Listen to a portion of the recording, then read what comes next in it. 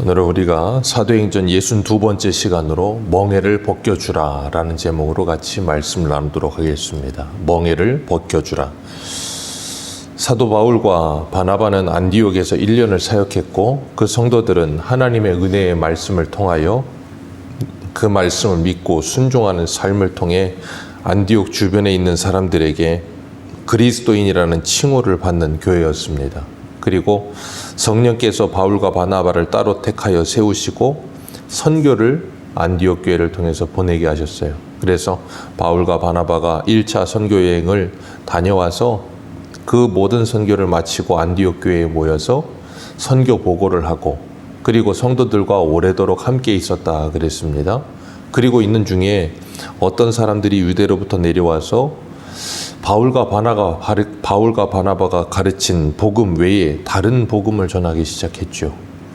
예수 그리스도를 믿어 구원을 받지만 할례를 받지 않으면 구원을 받을 수 없다라고 가르치기 시작한 거예요. 모세의 율법대로 할례를 받아야 한다라고 가르치면서 그때부터 안디옥 교회는 문제가 일어나기 시작했습니다. 그래서 바울과 바나바가 그들과 적지 않은 다툼과 변론을 계속했고 그 문제를 가지고 안디옥 교회는 바울과 바나바와 몇 사람을 예루살렘으로 보냈어요. 그리고 거기서 사도들에게 최후 확증을 받아오라고 바울과 바나바를 보냅니다. 바울과 바나바가 같이 가서 사역을 했던 교회였습니다.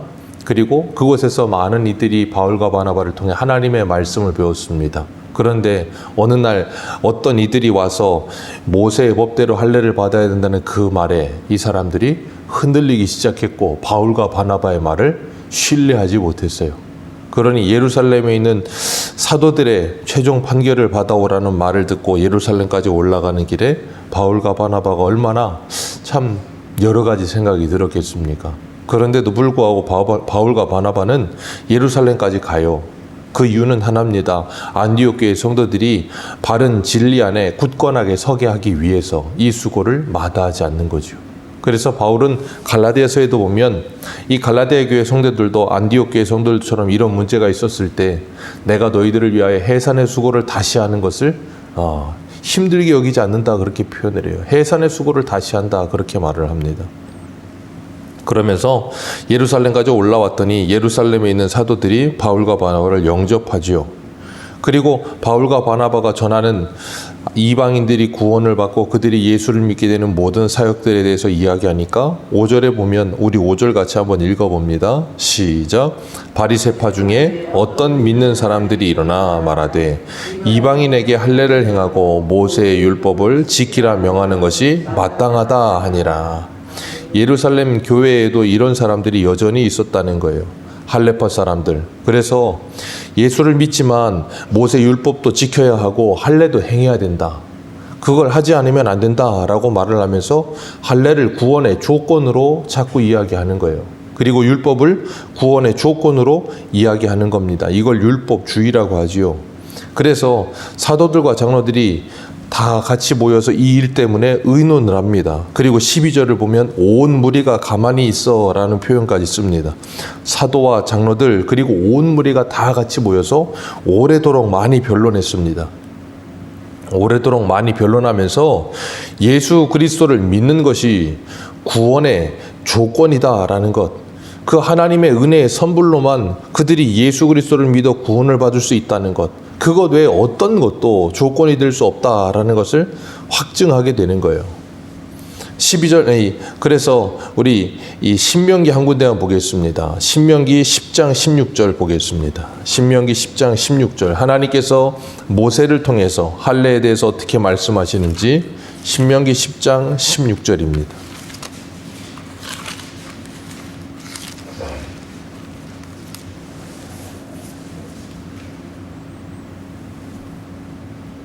신명기 10장 16절 구약성경 278페이지입니다.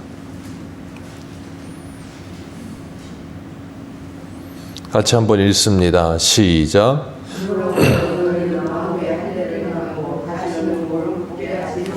아멘. 하나님께서 모세를 통해서 할례에 대해서 말씀하십니다. 너희들은 할례를 행하는데 다시는 목을 곧게 하지 말아라. 그 말은 뭐예요? 이 사도 바울 당시뿐 아니라 모세 때에 와서도 사람들이 할례를 뭘로 생각했다는 거예요? 할례를 구원의 조건으로 생각했다는 거예요. 그러다 보니까 그들의 목이 어떻게 돼요? 목이 곧은 백성이 됐다는 겁니다. 자신들이 다른 사람들하고는 다른 특별한 존재라고 착각을 하기 시작했다는 거예요. 아브라함 때 주셨던 그 할례가 모세 때 와서 벌써 변질되기 시작한 거예요. 그러니까 모세는 이 할례를 행하는 것이 어떤 것인지를 더 확실히 말해주는데 신명기 30장 6절을 한 군데 보겠습니다. 같은 신명기 조금만 뒤로 가셔서 30장 6절입니다.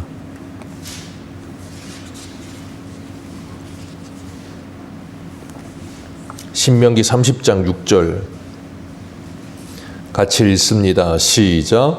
내 하나님 여호와께서 내 마음과 내 자손의 마음에 할례를 베푸사 너로 마음을 다하며 뜻을 다하여 내 하나님 여호와를 사랑하라 하사 얻게 하실 것이며. 아멘. 여기 하나님께서 말씀하세요. 할례를 뭐라 그러세요? 내 마음과 내 자손의 마음에 하나님께서 할례를 베푸사 너로 마음을 다하고 뜻을 다하여 내 하나님 여호와를 사랑하게 하셨고 생명을 얻게 하셨다. 그것이 할례다라고 말씀하시는 거예요. 그러니까 할례는 어디에다 하는 거예요?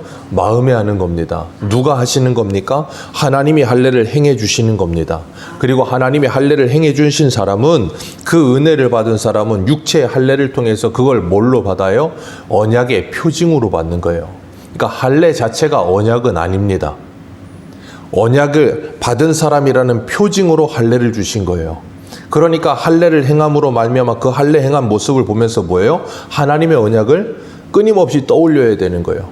그리고 마음을 다하고 뜻을 다하여 하나님을 사랑해야 되는 거예요. 그런데 이 모습은 없고 그냥 육체의 할례를 행하는 것 자체로 구원의 조건이라고 생각하는 사람들이 나타나기 시작했다는 거예요. 그것 때문에 지금 문제가 된 겁니다. 언제부터요? 모세 때부터. 이미 그때부터 그런 사람들은 있었다는 거예요. 그렇기 때문에 사람들이 이런 것 때문에 많이 골치 아파하니까 하나님께서 직접 말씀해 주신 거예요. 그래서 오늘 본문에 보면 오늘 본문 7절 말씀에 베드로가 일어나서 형제들이여 하면서 너희도 알거니와 라는 표현을 씁니다. 너희도 알거니와 할 때 그 알거니와는 뭐냐면 바울이 이방인 고넬료의 집에 가서 복음을 전했고 그 집에 구원이 임한 사실 그걸 너희도 안다는 겁니다.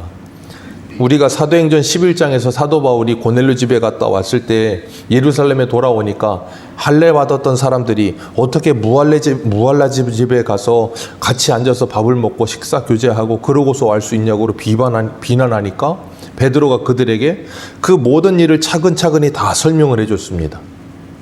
그걸 너희도 안다는 거예요. 그러면서 7절에 뭐라 그러냐면 하나님이 이방인들도 내 입에서 복음의 말씀을 듣게 하시려고 오래전부터 너희 가운데서 나를 택하셨다. 그래서 그 하나님께서 마음을 아시는 하나님이 우리와 같이 그들에게도 뭘 주셨다는 거예요? 성령을 주셨다는 거예요. 우리도 마찬가지고 그들도 이방인들도 하나님께서 성령을 주셔서 증언하게 하셨다는 거예요. 그래서 바울이 너희도 알거니와 그런 표현을 쓰면서 유대인이든 이방인이든 하나님의 구원에 있어서는 차별함이 없다는 걸 이렇게 선포합니다. 그러면서 뭐라 그러냐면 그 하나님은 사람을 외모로 판단하시는 분이 아니라는 거예요. 하나님은 절대 사람을 차별하시는 분이 아니라는 겁니다. 그 예수 그리스도의 은혜로 구원을 받는다는 것을 바울이 확증합니다.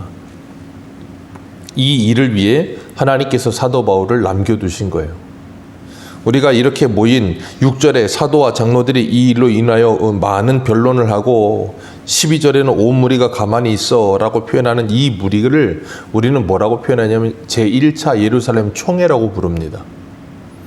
사도들과 장로들과 그리고 많은 사람들이 모여서 할례가 구원의 조건이냐 아니냐 그것을 확정하는데 이 모든 회의가 진행되는 동안 하나님께서 갑자기 환상을 보여주신다든가 하나님께서 말씀하신다든가 그런 일은 없어요. 그런데 이들이 함께 모여서 회의하는 그 모든 회의를 통해 뭘 확정해요? 할례는 구원의 조건이 아니라는 걸 확정합니다. 그것이 누구의 뜻이에요? 하나님의 뜻으로 우리는 받아요. 그런 것처럼 하나님께서는 오늘도 하나님의 사람들을 통해서 역사하시며 그들이 함께 모여서 교회의 일을 모든 것을 결정할 때 하나님께서 그 가운데 뭐 하신다는 걸 믿어요? 역사하신다는 것을 믿는 겁니다. 베드로는 말씀의 증인이 되어서 그 말씀을 경험한 사람이에요. 예수님과 3년을 동거동락하면서 그 말씀을 배웠고 예수님의 십자가와 부활 직접 목격했고 성령을 받았고 말씀의 증인의 삶을 살았고 이방인에게 어떻게 복음이 확장되어 나는지를 직접 경험했고 그리고 와서 예루살렘의 총회에 모여있는 그들에게 자신이 경험한 그 말씀을 증거하니까 그들에게 뭐가 돼요? 힘이 되는 거예요. 그 말씀이. 그 일로 인해서 하나님께서 베드로를 사용하시기 위해 이 모든 일을 준비시키신 거예요. 베드로는 그리고 10절에서 이렇게 말합니다. 10절 같이 한번 읽겠습니다. 시작. 그런데 지금 너희가 어찌하여 하나님을 시험하여 우리 조상과 우리도 능히 매지 못하던 멍에를 제자들의 목에 두려느냐. 그렇게 5절에 말했던 그 할례파 그리스도인들을 책망하고 있어요. 우리 조상도 우리도 능히 매지 못하던 멍에를 그들의 목에 두려느냐. 너희들이 하나님을 시험하느냐. 그렇게 이야기하고 있어요. 우리 조상도 우리도 매지 못하던 멍에 그게 뭡니까? 율법과 할례예요. 하나님께서 율법을 주신 건 모세 때 가서 주신 겁니다. 모세 때 가서 주셨기 때문에 그 이전에 이미 하나님께서 아브라함을 그리고 이삭을 야곱을 노아를 요셉을 하나님께서 뭐 하셨어요? 하나님의 자녀로 택하시고 그들을 구원하셨습니다. 율법이 있기 전에. 그리고 하나님께서 할례를 행하라고 하실 때는 창세기 17장에서 할례를 행하라 그러시거든요. 근데 창세기 15장에서 이미 아브라함이 하나님의 말씀을 믿으며 하나님께서 그것을 그의 의로 여기셨다 그렇게 말씀하세요. 할례 받기 전에 아브라함은 이미 구원받았습니다. 할례 받기 전에 이미 노아는 구원받았습니다. 그렇기 때문에 할례는 구원의 조건이 될 수 없다는 거예요. 율법도 구원의 조건이 될 수 없다는 겁니다. 모두 다 이미 그 전에 구원받은 하나님의 사람들이 있다는 걸 분명하게 이야기하고 있어요. 그렇기 때문에 하나님께서 하나님의 백성들을 구원하실 때 그들에게 이 언약의 표징으로 주신 이 할례가 왜 구원의 조건이 될 수 있겠느냐, 왜 그 무거운 짐을 그들에게 메우려고 하느냐. 그러면서 사도 바울이 뭐예요? 그 무거운 짐을 지고 있는 할례파 사람들에게 있는 그 멍에도 뭐하고 있어요? 내려놓도록 그들에게 하나님의 말씀을 가르치고 있는 거예요. 오늘 우리들도 마찬가지입니다. 우리가 예수 믿고 구원받아 하나님의 자녀가 됐지만 여전히 벗어지지 않는 고린도후서의 말씀처럼 모세의 수건이 여전히 가리워져서 자유를 누리지 못하며 율법의 멍에를 메고 있는 것들이 꽤 있어요. 그런 것들을 우리가 뭐예요? 하나님의 말씀을 통하여 바르게 배우며 그 말씀을 통해 그 무거운 멍에들을 뭐예요? 내려놓아야 되는 거예요. 그래서 예수님이 그러셨죠. 수고하고 무거운 짐진 자들아 다 내게로 오라. 내가 너희를 쉬게 하리라. 우리가 하나님의 말씀을 복음을 전한다는 건 그런 무거운 인생의 짐을 지고 있는 인생들, 율법의 짐을 지고 있는 인생들이 예수를 만나 그 무거운 짐을 벗고 진리 안에서 자유를 누리게 하는 게 우리의 사명인 거예요. 베드로가 지금 뭐 하고 있어요? 그 일을 하고 있는 겁니다. 첫 번째, 할례파 사람들이 지고 있는 그 짐을 벗기고 있는 것이고 그들이 다른 이들에게 그 짐을 지우려고 하는 것을 벗기고 있는 거예요. 그렇기 때문에 어제 저녁에도 사무엘상을 하면서 말씀을 드렸지만 리더가 잘못된 확신과 잘못된 믿음을 가지게 되면 많은 사람을 괴롭게 한다 그랬어요. 그런 것처럼 이 본문에 나오는 이 예루살렘에 여전히 남아있는 이 할례파 사람들이 잘못된 확신과 믿음을 가지고 있을 때 그들이 뭘 해요? 이방인들에게 무거운 짐과 율법주의를 가르치려고 하잖아요. 그걸 뭐 해야 된다고요? 벗겨내야 되는 거예요.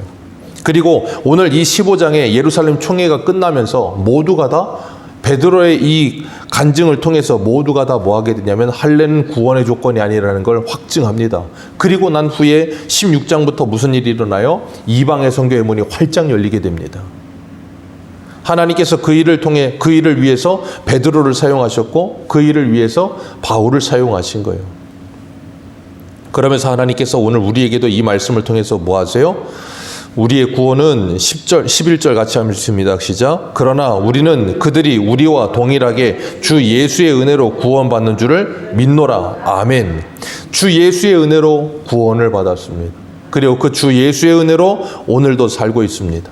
여전히 내가 이 율법의 멍에 속에 갇혀 있는 것들이 있다면 주 예수의 은혜로 벗어지는 은혜를 누리시길 축복합니다. 그리고 내 주변에 있는 이들이 여전히 율법의 멍에를 메고 있다면 그들에게도 주 예수의 은혜가 임하도록 기도하며 그 율법의 멍에를 벗겨주는 저와 여러분들의 삶이 되기를 주님의 이름으로 축복합니다. 기도하겠습니다.